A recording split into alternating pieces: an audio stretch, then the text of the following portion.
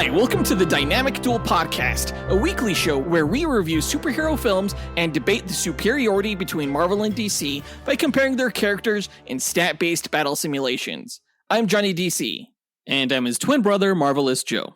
And this episode, it's going to be a fun episode. We are pitting in a duel match, Mogo, a Green Lantern, against Ego, the Living Planet, and the villain in Guardians of the Galaxy Volume 2. I don't know how we're going to speculate on this battle between two planets, but luckily, at least to find out who would win, we rely on math and not our own speculation. So no matter how this goes, we're at least going to give you an honest answer as to who the winner would be. Although even then, the stats are going to be really weird to figure out. Yeah, which planet has the best fighting skills, right? I have no idea. Mogo does. Okay. But that's later on. Before that, we're going to break down the comic book movie news from the past week, of which there was a ton of news. Not only did we get the Blue Beetle official final trailer, we also got casting announcements for Green Lantern, Mr. Terrific, Hawkgirl, and Metamorpho in Superman Legacy. And I guess, Hugh Jackman wore some yellow suit, so people got excited as well. But compared to everything else, it was the best compared to everything else. You're right. Correct. As always, we list our segment times in our episode description, so feel free to check out the show notes if you want to skip ahead to a particular topic. Our duel simulator is so advanced, guys, that it's gained sentience and has named itself the artificial life form for running extensive duels, just a rather very intelligent Simulator 9000, or Alfred Jarvis 9000. He has a quick message for our listeners, so listen up. Why, hello there. Do you love listening and chatting about Marvel and DC? Then become a part of the Dynamic Duel community on Patreon, where you can choose from 3 tiers. The Dynamic 2.0 tier lets you listen to this podcast without ads and gives you access to its Discord chat group, where you can chat with Johnny DC and Marvelous Joe. The Fantastic 4 tier gives you that and more with 2 bonus episodes each month, including bloopers and top 10 shows where Johnny and Joe count down your favourite Marvel and DC subjects. The X-Force tier makes you an executive producer of Dynamic Duel, where every month you help the host choose what to review and who to fight against each other. And finally, the Dynamite Podcast Network tier allows aspiring podcasters to create their own battle-focused show using this Monte Carlo simulator. Johnny and Joe will help you develop your show, provide graphic support and consultation, and get you simulation results to announce on your show. Pitch the twins your show via email at dynamicduelpodcast@gmail.com or by reaching out to them on social media. Check it out at patreon.com/dynamicduel. Pip pip cheerio. Thanks, AJ9K, and thanks to everyone who supports the podcast. And now it's time to plug the Dynamite Network shows. Be sure to tune into the Max Destruction podcast on July 19th to see who would win between Nicolas Cage's Cameron Poe from Con Air versus Eddie Murphy's Axel Foley from Beverly Hills Cop. At 11 episodes in, Max Destruction has quite the awesome library of battles already laid out for you, so be sure to start binging it now. And the Dynamite Network has a new show coming the first week of August called Senjo World. Senjo is the Japanese word for battlefield, and in it, host Zachary Hepburn, an executive producer of this show, is going to tell you who would win between your favorite anime characters. So if you're a fan of anime, checking out Senjo World is a must. Again, it's launching the first week of August 2023. Yeah, click on the link in our show notes or visit dynamicpodcasts.com to check out all the shows in the network. But with that out of the way, quick to the No Prize. A No Prize is an award Marvel used to give out to fans. Our version, the Dynamic Duel No Prize, is a digital award we post on Instagram and in our email newsletter for the person that we feel gave the best answer to our question of the week. Last week, we asked, what other Fox Marvel character do you most want to see make an appearance in Deadpool 3? And of course, this was coming off the news that Jennifer Gardner would be making an appearance in the Deadpool sequel.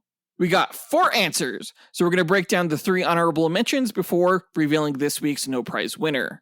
Our first honorable mention goes to Harrison Fox, who said, Hey guys, Harrison Fox here.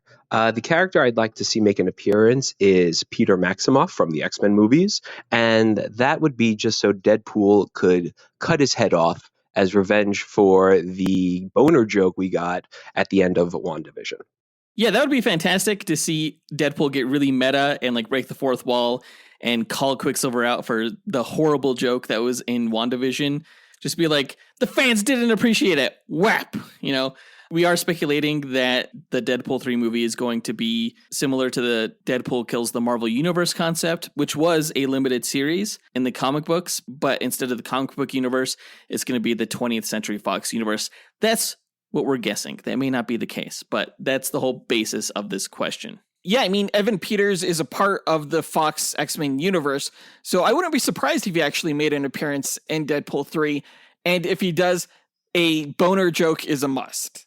He did make a small cameo in Deadpool 2, so very likely. Great answer, Harrison Fox. Our next honorable mention goes to Colby Henches, who said, Hey boys, Colby Hinges.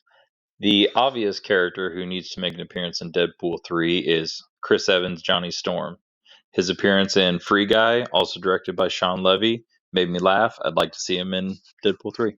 This is a great answer. I would love to see this. Chris Evans made a brief cameo in Free Guy when Ryan Reynolds' character lifted up the Captain America shield, and Chris Evans was like, what the fuck?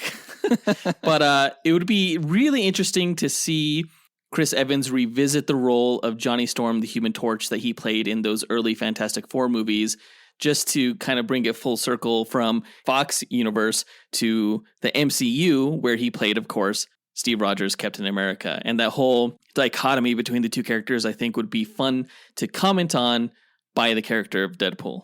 Yeah, absolutely, for sure. I also want to see the rest of the original Fantastic Four cast, Jessica Alba, Ewan Griffith, Michael Chiklis. That would be fantastic. Literally. Our final honorable mention goes to Christopher Minotti, who said, Hi guys, Christopher Minotti. I would most want to see Nightcrawler. Now, I know that Nightcrawler is not a usual pair-up with Deadpool. However, I just think that he should be in more things in general. I don't think he's in enough. And unpopular opinion, I think Wolverine is in too much. I'm a little tired of him, and I'm a little tired of him showing up in everything. And I gotta say, I'm a little bit tired of your trash opinion there, Christopher. Just kidding. It's not a trash opinion. But it's wrong. You can never have enough Wolverine, obviously. Yeah, I mean, I kind of wanted to hate this answer until I remembered how cool Nightcrawler is in the X-Men Fox movies, starting with X-Men 2. Well, yeah, Alan Cumming did a great job portraying Kurt Wagner in X2. He really made that movie, and it was such a shame that we never got to see Nightcrawler again within that original universe. Of course, maybe Christopher Minotti's not talking about Alan Cumming, and maybe he's talking about Cody Smith McPhee, who played the character in X-Men Apocalypse and X-Men Dark Phoenix. That would also be great, because I thought he was also pretty good in the role. But, this is a great answer just because of the cool factor. Nightcrawler is really cool. If he was in every movie, that would be fantastic. Like, literally, not even just Marvel movies. If he was just in every movie, it would be awesome. Yeah, great answer, Christopher.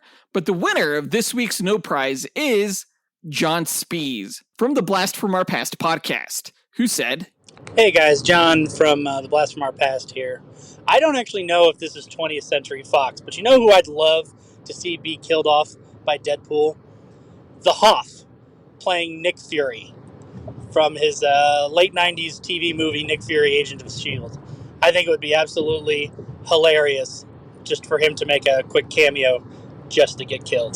Initially, I wasn't going to allow this as an answer, but then we looked it up, and the Nick Fury Agent of S.H.I.E.L.D. made-for-television TV movie was, in fact, produced by 20th Century Television. So it's now in my headcanon that David Hasselhoff was Nick Fury for the Fox X-Men universe. And holy cow, how perfect would it be if he was in Deadpool 3? David Hasselhoff is such a character in real life that he is ripe for the satiric world of Deadpool. Absolutely. Yeah, it would be so amazing to see Deadpool comment on David Hasselhoff as Nick Fury to get that shout out, but also to see Deadpool slice into David Hasselhoff as a gag. David Hasselhoff did make a brief cameo appearance in Guardians of the Galaxy Volume 2, so we know that he's totally game for this kind of stuff. The main reason I wanted to choose this as the No Prize win, though, was because I would love it if David Hasselhoff would do like a music video song tie-in for the movie, like he did for True Survivor and Kung Fury. That was great. That was, Celine Dion did a song for Deadpool 2. I bet you they could totally convince David Hasselhoff to do a song for Deadpool 3. I'm actually going to be pissed if this doesn't happen. Right? It's such the perfect answer. Way to go, John Speas. Totally didn't even consider it. Came out of left field, but it ended up being just everything you would ever want for an answer for this week. Everyone needs to @ Ryan Reynolds, just like hashtag hassle the Hoff, and let him know that we want to see him in the movie. Congrats to John Speas for winning this week's No Prize. Be sure to check out his podcast, the Blast from Our Past podcast. Both John and Adam are good friends of this show, and they put out an amazing podcast. If you, the listener, want a shot at winning your own No Prize, stay tuned to later on this episode when we'll be asking another question of the week. And now that that's done, on to the news.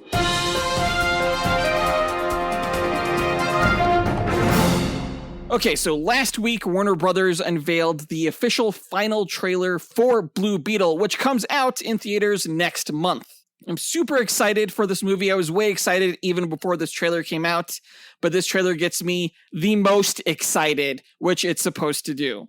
It's kind of a long trailer. Like, if it was half this length, I totally would have been fine. When it first came out, you mentioned that the trailer probably showed too much. I didn't agree with you at first, but the more I watch it, the more I kind of wish I would have seen certain things in the theater on screen. Absolutely. Yeah. I mean, I think a trailer has an issue when it presents a full 3-act structure. You know, it gives us a clear idea of what's going on in the beginning, where he acquires the scarab, in the middle when he's getting used to using it, and at the end when he's forced to use it to protect his family. You know, we see a lot of that final battle. We even get basically what his arc is going to be, where the bad guy tells him, you know, like, your family makes you weak. And he's like, no, my family makes me strong.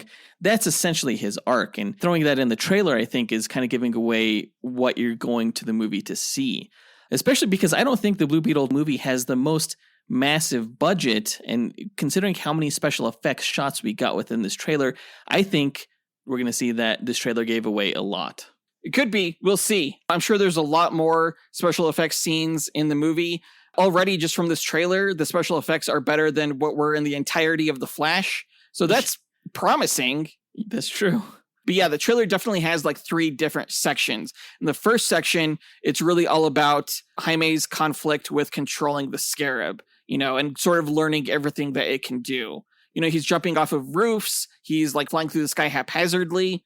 In the second section is where we meet the main villain of the movie, or at least the main bad guy that he's going to fight against, Carapace, who's sort of like a red version of Blue Beetle. You know, he has tech weapons and a suit of armor.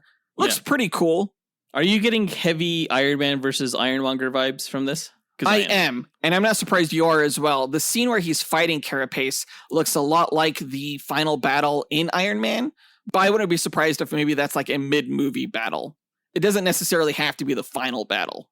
The third section of the trailer, like you mentioned, really is about Jaime protecting his family with all the different things that the suit can do and all the different gear that he has at his disposal. I loved the final bit where, you know, the grandmother picks up that huge, like, Gatling energy gun, and Jaime is like, Nana? And she's just, like, firing it at all of those soldiers. I laughed at that. The whole trailer was fun in general, though. Wouldn't you have rather seen that tag at the end in theaters, though? Like, why did they need to give away that Nana uses, like, core tech to fight? Okay, dude, I get it. You hate the whole thing because you didn't want to see any of it. We have seen it, though, so let's talk about what we've seen, right? I just speak from experience because I saw the Ant-Man and the Wasp trailer, you know, way back in the day when that was out, and I resented them so much after I saw the actual movie for how much they put in the trailer. They put all the best shots. I really think that's what they did here. And it, honestly, if this is the best stuff that the movie has to offer, I'm not entirely convinced that this movie is going to do that well at the box office. You're very, very convinced that this trailer is showing the best that the movie has to offer. Why don't you save your rage for when you actually watch the movie? Mark my words, if you're a DC fan who's actually looking forward to seeing Blue Beetle, I guarantee you're going to regret watching this trailer at the end of the day after the film comes out. Are you willing to bet money on it? Whether I regret watching this trailer after I'm done watching the movie? Yeah. Okay, I will bet you $50. $50 hairs. All right.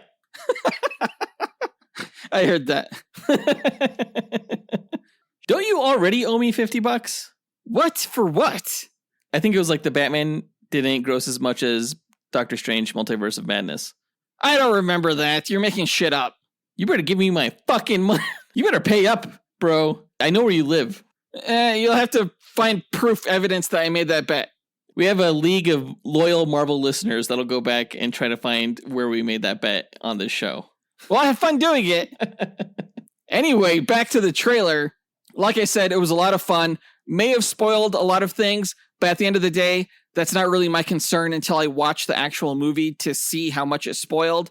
I really am loving what I'm seeing so far. The film looks like it's going to have great action, great special effects, and really a heart to it, which is everything I ever wanted in a Blue Beetle movie starring Jaime Reyes. There's still a lot of mystery about certain things like Victoria Cord and Ted Cord and what roles they're going to play in the movie. So there's still a lot to be excited about when the movie drops August 18th.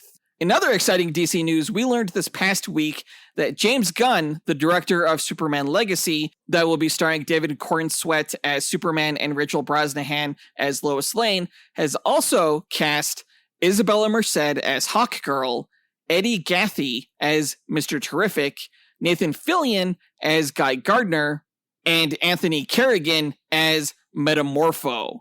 Now, a couple of these characters we've seen in the CW series, like Hawkgirl in Legends of Tomorrow and Mr. Terrific in Arrow, but we've never seen them on the big screen before. This also marks the return of seeing a Green Lantern on the big screen, albeit it's Guy Gardner this time instead of Hal Jordan. And Metamorpho was a huge surprise. Never thought I'd get to see him on screen because he's such an obscure character. And it's really exciting and really intriguing to see Superman Legacy sort of take shape with its cast. I don't know, man. I thought it was like a bunch of B-listers. You fucking basically have gosh. like Dora the Explorer and, you know, the guy who Kevin Bacon killed in X-Men First Class, the detachable kid playing the worst Green Lantern, and some guy I never heard of playing Metamorpho. Let's not pretend like Mr. Terrific and Metamorpho are these big characters. I think they were cast appropriately. C-list actors for C-list characters. So you admit it. Yeah, I'm not disagreeing with you that the characters and actors are relatively obscure. That's not the point. The point is that these characters are going to be seen in this movie at all. You know, it sort of looks like, for my guess, that James Gunn is establishing a Justice League in the Superman movie. That's interesting, though, considering that Superman Legacy is not only the introductory movie to the DCU, but it's also, you know, primarily a Superman movie. I mean, we know that this isn't going to be an origin film. We're going to have an established Superman in this movie, although he will be, as Clark Kent, going to the city of Metropolis for the first time. I think it's pretty interesting, you know, that heroes already exist in this world. And I think it's going to be interesting to see how Superman compares to the rest of them.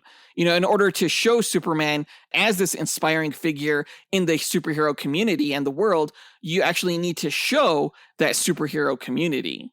You know, James Gunn has gotten a little bit of flack online for introducing all of these characters in a Superman movie, to which he basically responded, there's two different worlds that the character of Superman exists in. You know, there's his Daily Planet cast with Jimmy Olsen and Lois Lane, but there's also, you know, the larger superhero community, and he couldn't tell an effective Superman story without showing both sides of that. I thought that was the perfect answer. Man, don't you hate, like, internet nerds who just have to, like, gripe about everything before they've seen it, just assuming the worst? Yeah, the worst of them is called Marvelous Joe. I hate that guy. When I first heard this news, it totally threw me for the loop, but in like the best possible way. Because I thought this movie was going to be Superman versus the Authority. Because, you know, it had been mentioned in the trades that the Authority film was spinning out of the Superman movie. But it looks like the Authority is maybe, you know, taking a backseat for another film down the line. And that really we're going to be seeing the Justice League characters in this movie, or at least some of them. Characters that we've never seen before. It's going to be so cool. I really like the idea of Justice League characters being in this movie as opposed to the Authority, because I feel like, you know, more people are familiar with Justice League characters, having grown up with the cartoons and stuff. I don't mind James Gunn, you know, pushing the Authority down the road. I think in the end, the most exciting thing that this signifies for DC fans is that DC movies aren't really going to lose any steam as far as rebuilding a universe. You know, James Gunn is already introducing so many characters within his first film, as some previous DCEU franchises have introduced, you know, within multiple movies. It seems like people who are interested in keeping things churning regarding movies with DC characters won't have to feel like they're starting over from scratch. Yeah, it definitely looks like he's going out the gate universe building. This isn't just going to be a hyper-focused Superman movie in the same way that the Batman was hyper-focused on Batman and his cast of characters in Gotham City. No, this is really going to introduce us to this new world of DC. But now that we have this cast of characters, I'm confused even more now than ever as to who the villain of the movie is. Maybe it's Lex Luthor. I have no idea. I was surprised we didn't get his casting along with everyone else. But speaking of Lex Luthor, that brings us to our question of the week. Who would you cast as Lex Luthor in Superman Legacy, and why? Record your answer at dynamicduel.com by clicking on the red microphone button in the bottom right-hand corner of the screen, which will prompt you to leave us a voicemail. Your message could be up to 30 seconds long, and don't forget to leave your name in case we include you on the podcast.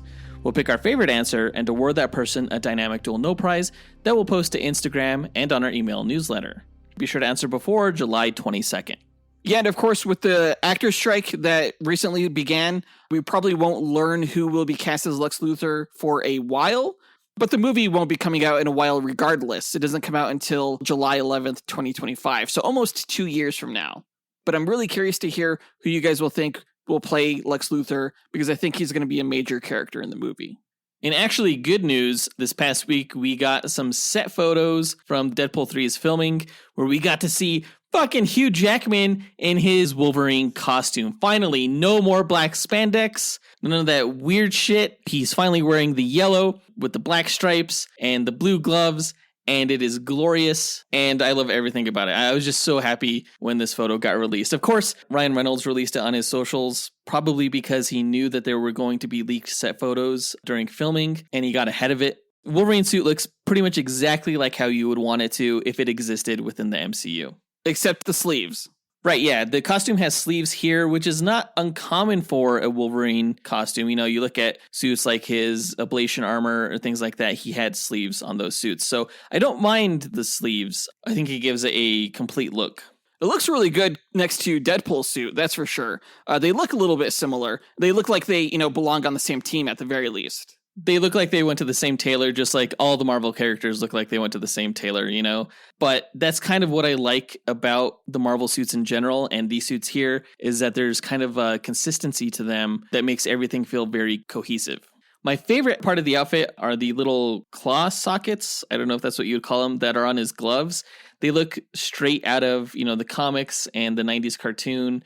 It's really cool to see when he actually unsheaths the claws. We got to see some action shots of Wolverine and Deadpool fighting with some classic Wolverine poses in the mix. Such a dream come true to see Hugh Jackman finally looking like Wolverine as we know him from the comics, doing these poses. If you told me 23 years ago that I would finally get to see the yellow spandex, I'd probably get pissed that it took 23 years, but I would be glad nonetheless.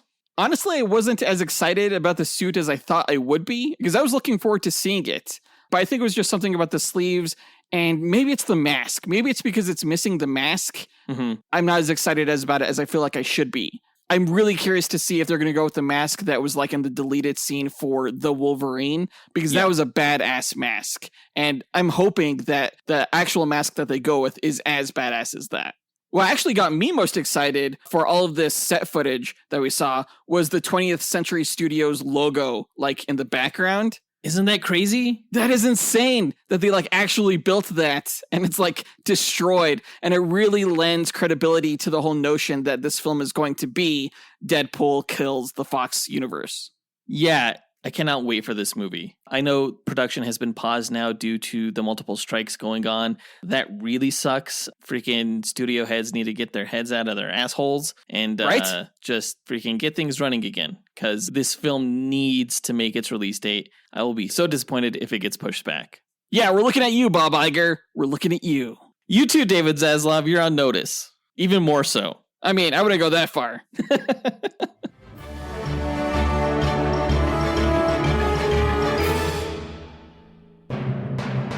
But I think that does it for all of the news for this episode. Now let's move on to the main event, where we pit the planet characters Mogo, the Green Lantern, against Ego, the Living Planet.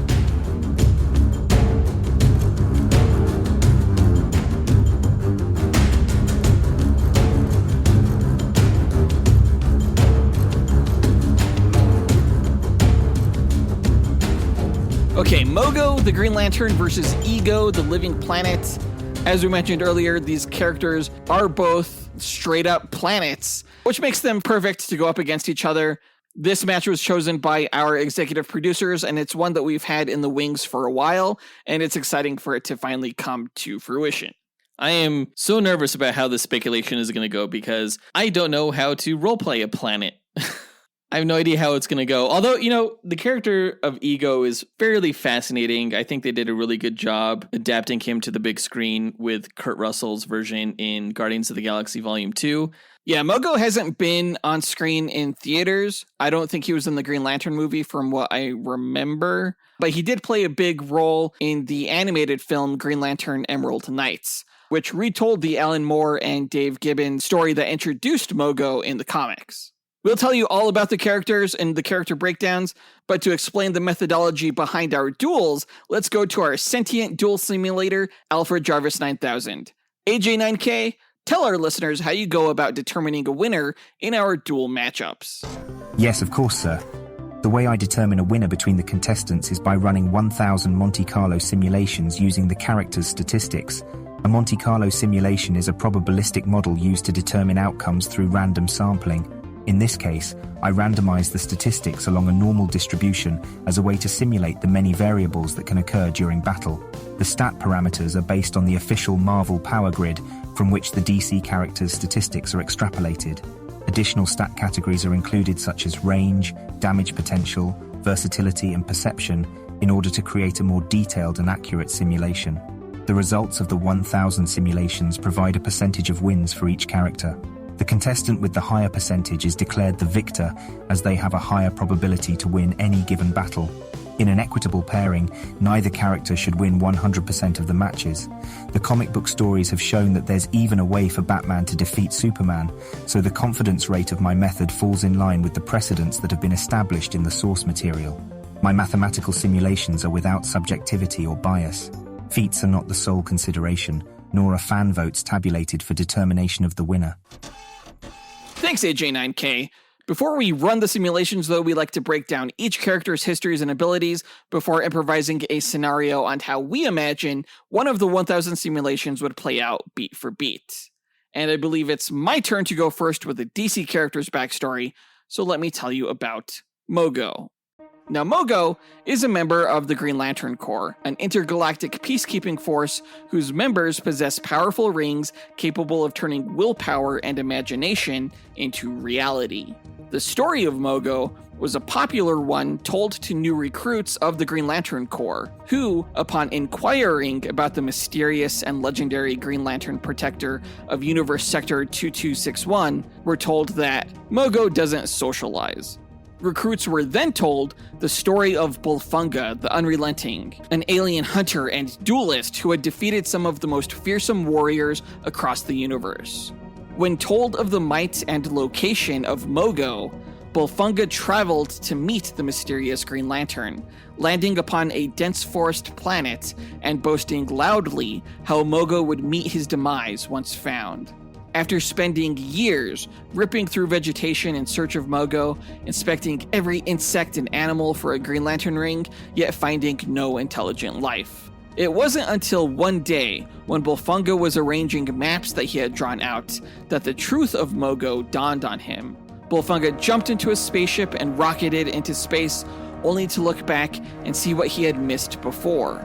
Around the circumference of the planet's surface was a band of green foliage and a symbol that made the shape of a Green Lantern ring. Mogo, Bolfunga realized, was the planet. Despite being one of the Green Lantern Corps' oldest members, little else is known about Mogo's history, including how it gained sentience or acquired a Green Lantern ring, as its massive gravity largely prevents it from visiting other Green Lantern's planets. When visited by other Green Lanterns or intelligent life forms, Mogo occasionally communicated telepathically thanks to its innate powerful psychic energy, which acts as the source for allowing Green Lantern rings to find worthy and courageous successors when a Green Lantern dies. As one of the Corps' most powerful Green Lanterns, Mogo kept peace in Sector 2261 until the primary Green Lantern from Earth, Hal Jordan, went insane and destroyed the Green Lantern central power battery on the planet Oa, which was responsible for empowering the rings of the Green Lantern Corps across the universe. You can learn more about Hal Jordan in our Green Lantern vs. Nova Duel episode. Having depended too long on the energy from its Green Lantern ring for sustenance, Mogo began traveling to Sector 1014 to seek the aid of the fellow Green Lantern Chip, who you can learn more about in our Chip vs. Rocket Raccoon episode. Drained of power en route, however, Mogo became comatose, drifting aimlessly towards Sector 1014 until Hal Jordan's successor, the Green Lantern Kyle Rayner, was able to reignite the central power battery on Oa and recreate the Oan race, an ancient species who created the Green Lantern Corps and central power battery. When the Owens realized there was an uncharted planet in 1014, they sent Kyle Rayner to investigate, not realizing it was the comatose Mogo. When Kyle arrived, he learned an alien species had taken residence upon the planet, but were being attacked by rock monsters coming from underground. When Kyle realized the planet was Mogo and reawakened it, Mogo explained what had happened and that the rock monsters were a type of natural reaction from the planet's immune system. After the frightened aliens left the planet, Mogo rejoined the Green Lantern Corps, serving as a training ground and retreat for Corps members. During the Rann-Thanagar Space War, Mogo requested backup from fellow Green Lanterns after its planet got caught in the crossfire. Afterward, during the rise of the Sinestro Corps and their army of fear-powered yellow ring-bearers, a yellow lantern named Despotilus, which was a microscopic sentient biovirus, infected Mogo, causing it to grow mushroom spores. Unaware of Mogo's infection, the Green Lanterns on its surface began going insane from the spores, though a Green Lantern of Earth, Guy Gardner, was able to rid Mogo of the virus with the help of several other Green Lanterns. When Superboy Prime attempted to destroy the universe during the Infinite Crisis, he was met with the full might of the Green Lantern Corps, and the final battle took place on Mogo's surface. During the Sinestro Corps War, the Sinestro Corps targeted Mogo for destruction in order to prevent Green Lantern rings from locating new owners. To contend with a being as immense as Mogo, who, according to the leader of the Red Lanterns, was prophesied to be the last Green Lantern, the Sinestro Corps recruited a sentient city named Ranks to drill into Mogo and allow them to place a blink bomb that would destroy the planet. With the help of Kilowog, who you can learn more about in our Kilowog vs. Beta Ray Bill episode, Mogo was able to stop the Sinestro Corps' plan. During the Blackest Night event, when the dead rose throughout the universe as regenerative zombie Black Lanterns, Mogo traveled to Oa in order to stop the Black Lantern assault that arose from Oa's massive Green Lantern cemetery. Increasing his gravity, Mogo was able to pull the Black Lanterns off of Oa's surface and into his molten core, where the Black Lanterns were continually destroyed and unable to regenerate. After helping Guy Gardner successfully purge himself of a Red Lantern ring, Mogo was corrupted by the evil Owen known as Krona, who was able to do so by tainting the central power battery. Taking advantage of Mogo's immense psychic powers, Krona was able to corrupt thousands of new recruits across the universe.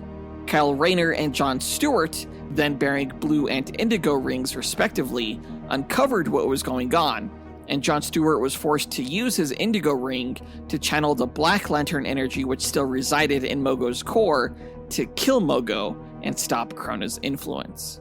To honor Mogo, the Green Lantern Corps cremated the planet in Oa's sun, causing it to form a Green Lantern ring band around it, much like Mogo's. In post-Flashpoint continuity, it was revealed that, eons ago, Mogo was originally part of a solar system with many other sentient planets. When its sibling planets decided to nurture intelligent life, Mogo opposed the idea and witnessed as each of them were destroyed when the intelligent life inevitably consumed the planet's resources and killed it. When its last sibling, Raga, realized its intelligent life was going to kill the planet as well, Mogo, who by this point had become a Green Lantern, was forced to kill Raga as it committed genocide and used weather to kill its inhabitants. After Mogo's death, the Green Lantern John Stewart, who you can learn more about in our Green Lantern vs. Quasar episode, noticed that Mogo's remnants began drifting toward an unknown sector, attempting to reform.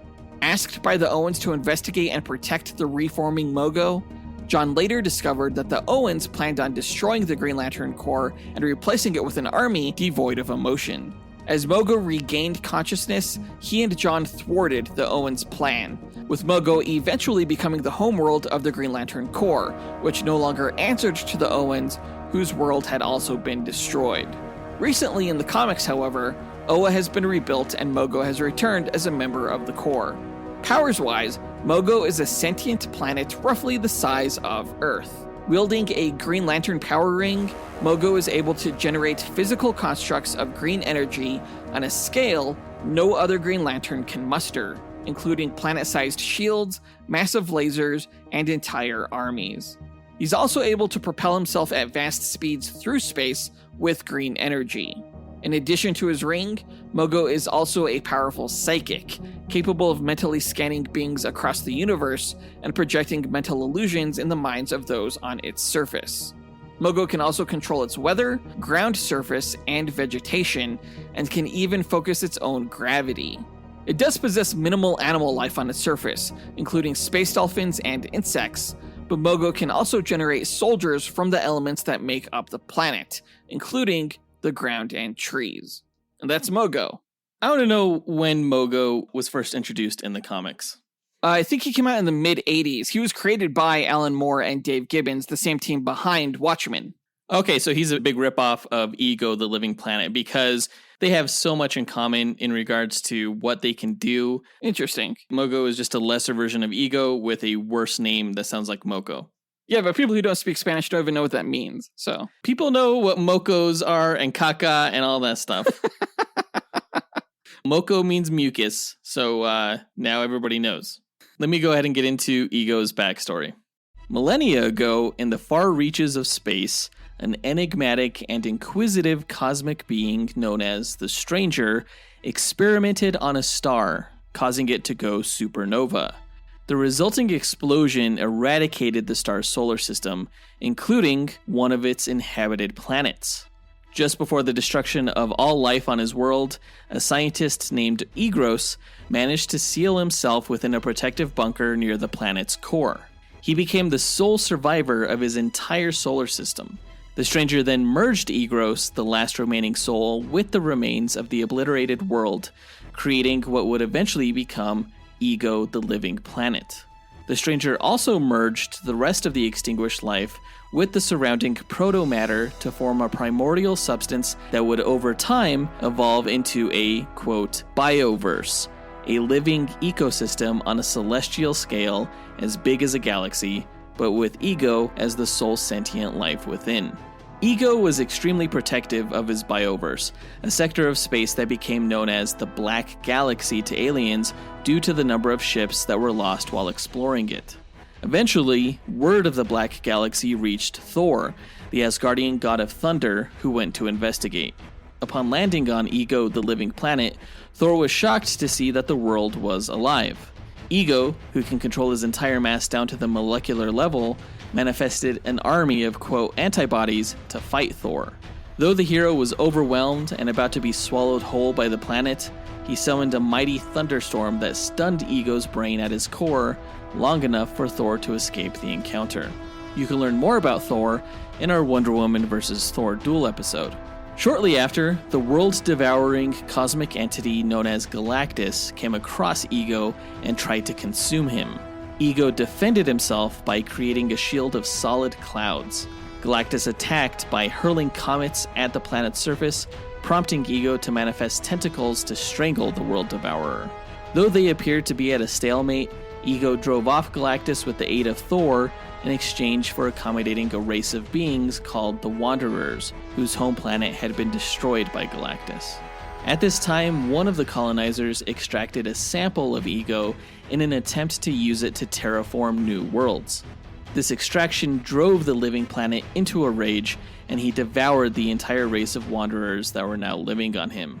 Galactus, eager for revenge and realizing that Ego had gone mad, constructed a thruster that he anchored to the planet's surface and sent Ego hurtling through the universe.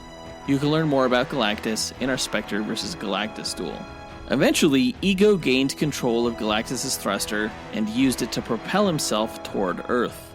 His arrival in our solar system caused a rise in seismic activity on Earth, and the heroic adventurers, the Fantastic Four, were forced to go out into space to confront him. While Mr. Fantastic, Invisible Woman, and the Human Torch distracted the living planet, the Thing removed the engine from Ego's thruster. This caused Ego to lose control and be pulled into the sun's gravitational pull from which he cannot escape. Crashing into the sun, Ego disintegrated. Over the course of about half a decade, Ego's surviving consciousness used photosynthetic energy from the sun to pull himself back together from gaseous particles into a solid planet again, including his thruster, which he used to flee the solar system. In an attempt to regain his former strength, Ego posed as an idyllic paradise planet and consumed all visitors and would-be colonizers. This murderous routine was stopped by Rom the Space Knight, who threatened to neutralize Ego's brain if he continued. Later, Ego joined the ranks of the Elders of the Universe, a group of ancient, enigmatic beings who are among the last of their kind. The Elders specialize in various aspects of the universe and wield the power primordial, which is similar to Galactus's power cosmic. Members of the group include the Collector, the Grandmaster, the Champion, the Stranger, and Father Time, among others. Deeming Ego powerful and unique enough, the Elders recruited him as one of their own and used him as a base for their occasional gatherings. Ego later became embroiled in battles against cosmic heroes such as the Silver Surfer and Beta Ray Bill. Eventually, the living planet's mind was overtaken by the Supreme Intelligence, an artificial consciousness in charge of the Kree alien race. The Kree used Ego as a weapon against other planets before compressing his essence and incarcerating him on Earth. This was during a time when our planet was being used as a prison for intergalactic villains. You can learn more about that event in our Big Barda vs. Ronan the Accuser duel episode. Although Ego began slowly infesting and taking over Earth, the hero Quasar stopped him by absorbing the living planet into the quantum zone where he drew his power. Quasar then exiled himself into space to prevent Ego from infecting Earth again.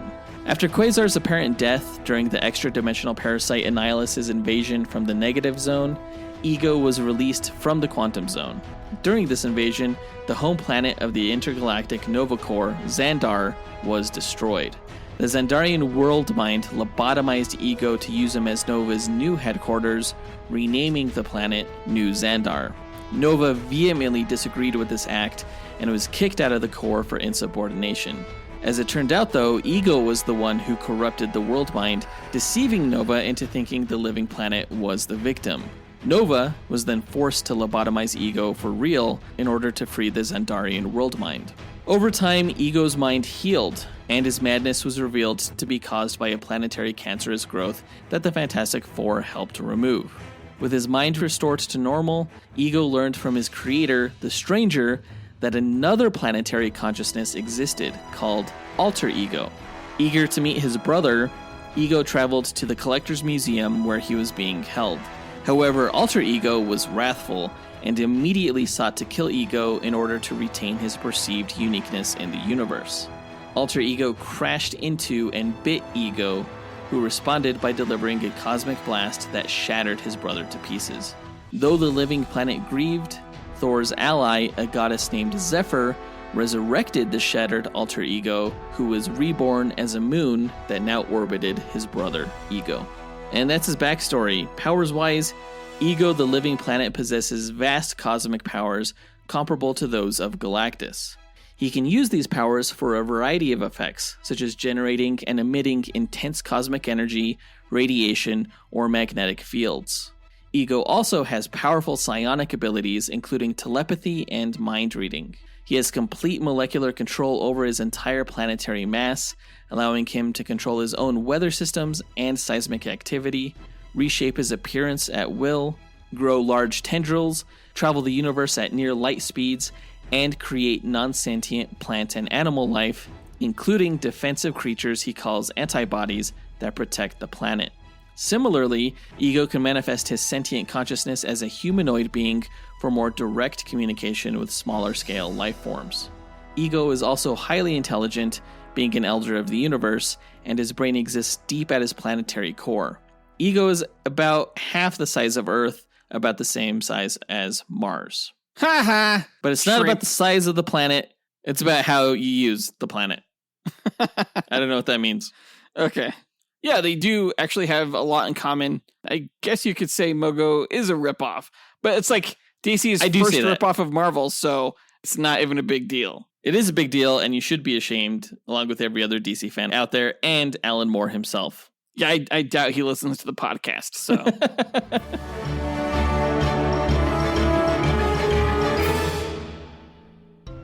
Hey guys, Marvelous Joe here to wish everyone a happy summer season.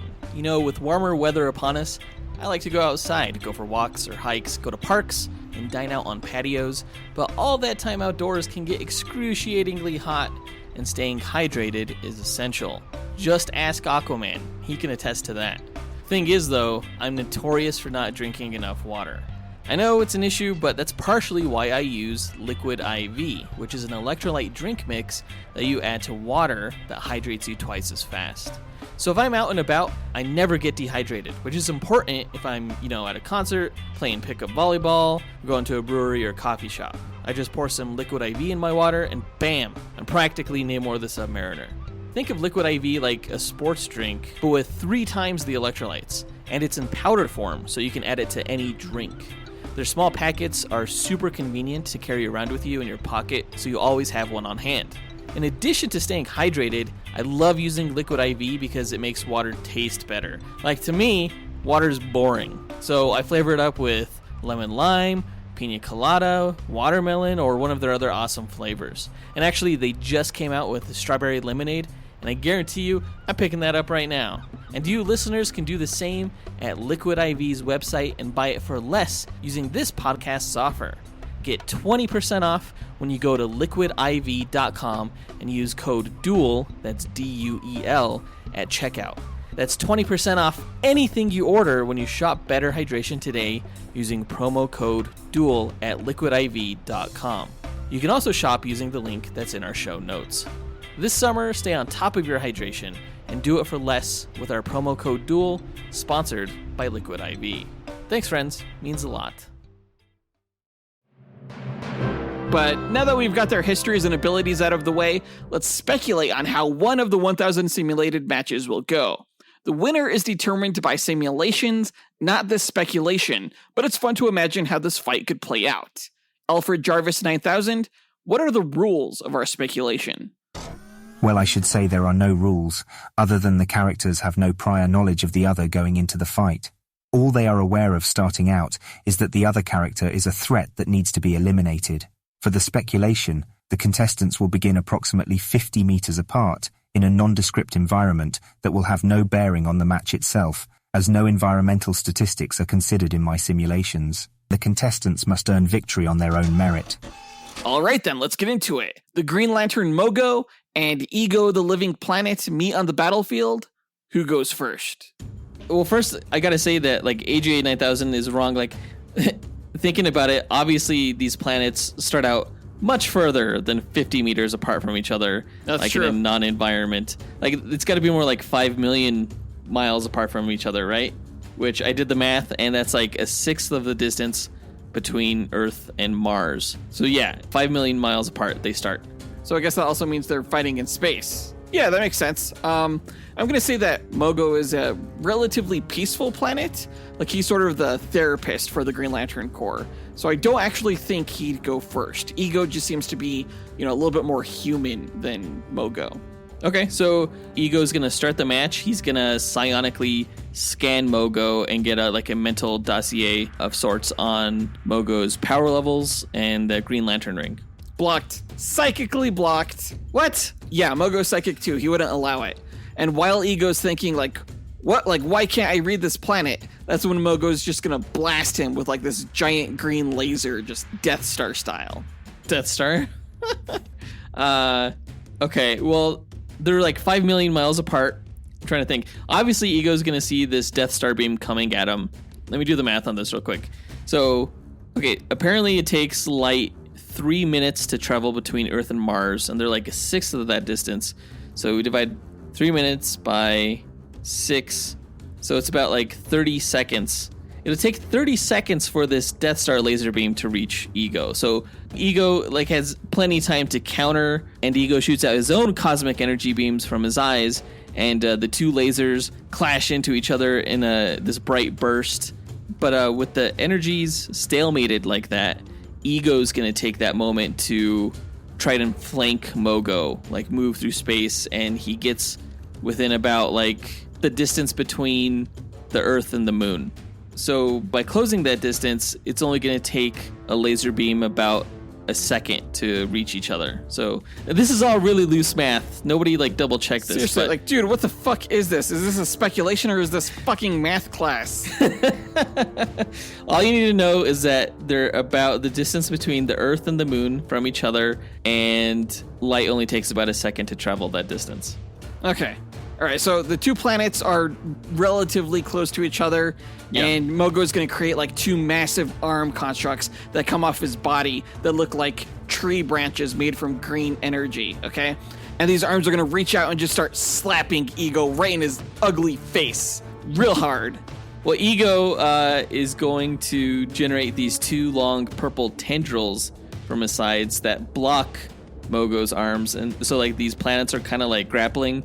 But Ego's going to generate this like massive lightning storm that's going to surge electricity through his tendrils that travel into Mogo and blast his arms away.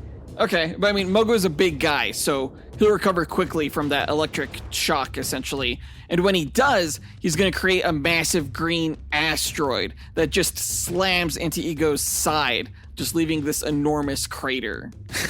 Ego's like, foo. And then he's going to generate seismic activity, and he's going to launch a bunch of rocks from his surface. And these rocks are huge, like they're the size of entire countries, and they're going to just pelt all across Mogo like a bunch of meteors. How about that? Okay, well, Mogo's just going to block those meteors with this massive green energy wall between them that's going to act as a shield, and the meteors are just going to crash into that. Okay, well, at that point, Ego's going to increase his magnetic field, okay, which is going to magnetically pull Mogo toward him and send Mogo like crashing through his own wall construct, you know, and with that shield down, the two planets are going to be pretty close by this point, like on a collision course because of the magnetic pull and gravity. But Ego's going to form his mouth into like a giant volcano, and he's going to spit like a whole ocean's worth of lava at Mogo and just burn up the guy's forests and turn a whole section of them into ash. Damn. Okay, you know, Mogo is probably going to start shifting oceans to the burning area to quell the fires. So it's probably going to be too distracted to stop the collision. So that's what's going to happen. The planets are going to crash into each other, and Ego's just going to get decimated because he's only half the size that Mogo is. Yeah, but Ego bites. He has teeth. So he's a biter. And it doesn't matter how small you are. Like a strong bite, even from like a little kid, is still going to really hurt. So he crashes into Mogo, but he bites a huge chunk out of him. What is he, fucking Mike Tyson? Yes. Jeez. Okay, but I'm going to say that, like, now that Ego has some of Mogo inside his planetary surface, Mogo is going to form that matter into, like, rock monsters that start invading Ego's insides, working their way to his core to destroy his brain, which they pinpoint. They don't know that. How do they know his brain's there? Mogo's able to pinpoint it because he's psychic and he could, you know, find out where that mental energy is coming from.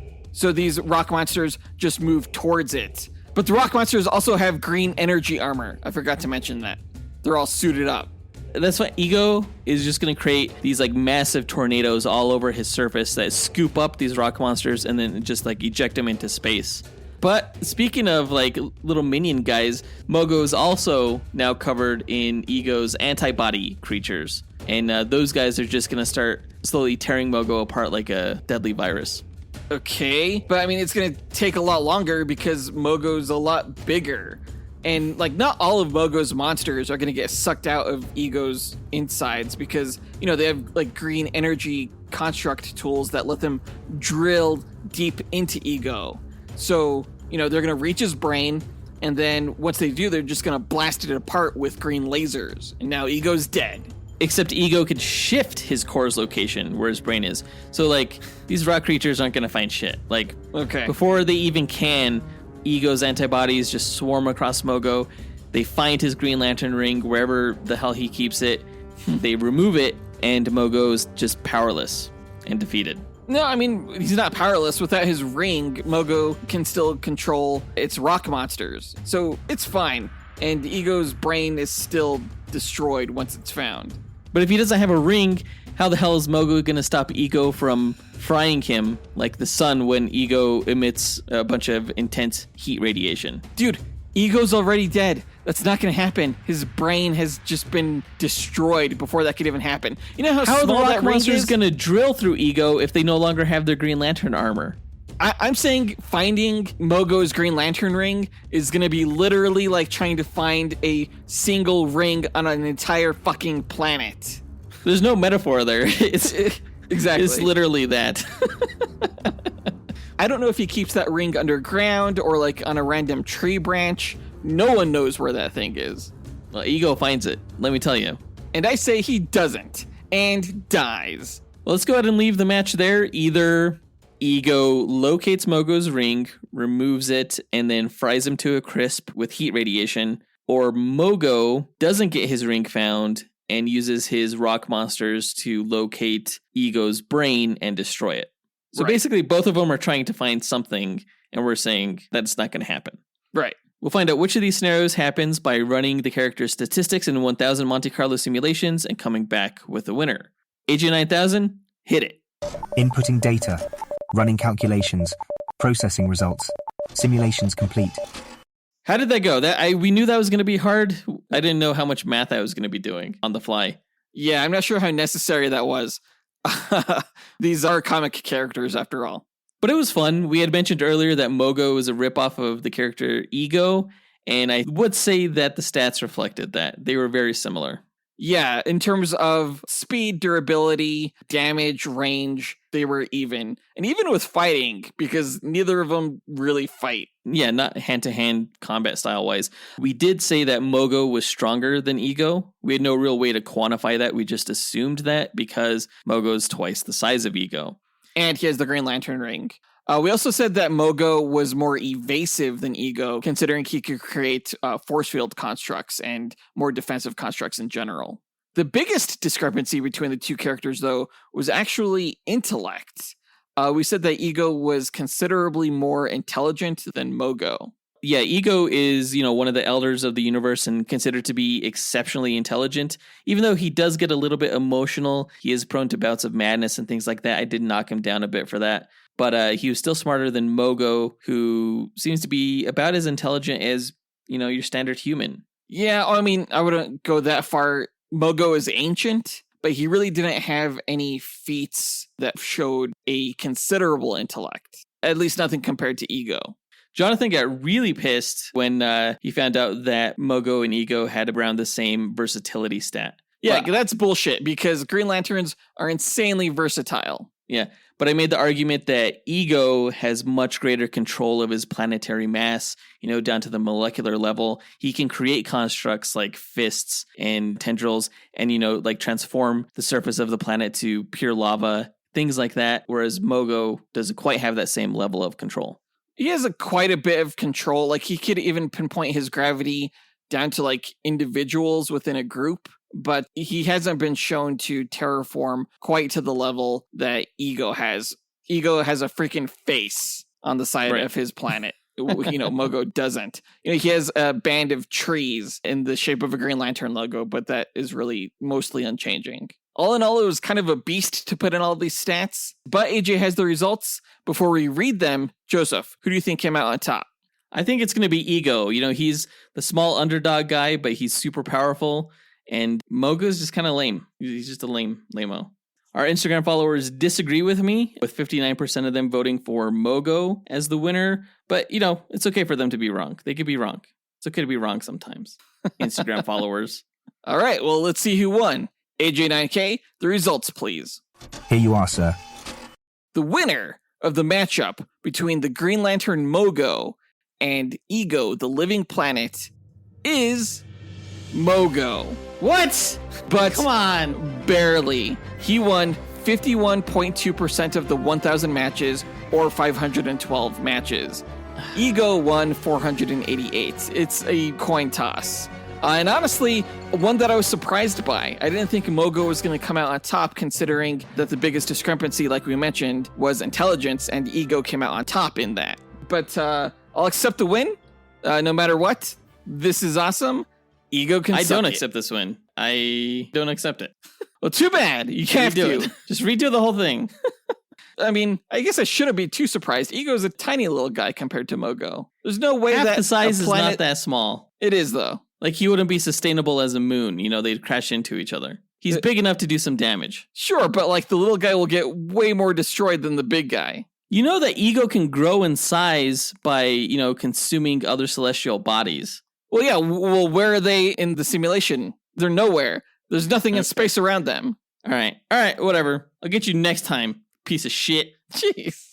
Yeah, because that does it for this duel. Let us know what you thought about the results by writing to us at dynamicduelpodcast@gmail.com or by visiting us on Instagram or Twitter. You can find links to all of our accounts by checking out our show notes or visiting our website, dynamicduel.com. And on our site, you could also find a link to our Patreon page where you can join our Dynamic 2.0 tier and chat with us and fellow listeners. Our Fantastic 4 tier, which gets you bonus content each month, our X-Force tier that makes you an executive producer of this podcast, or our newest tier that lets you join our Dynamite Podcast Network. If you can't join Patreon, you can still support the show by signing up for our e-newsletter, also at dynamicduel.com. Or you can also rate the show on Apple Podcasts, Spotify, Podchaser, or on our website.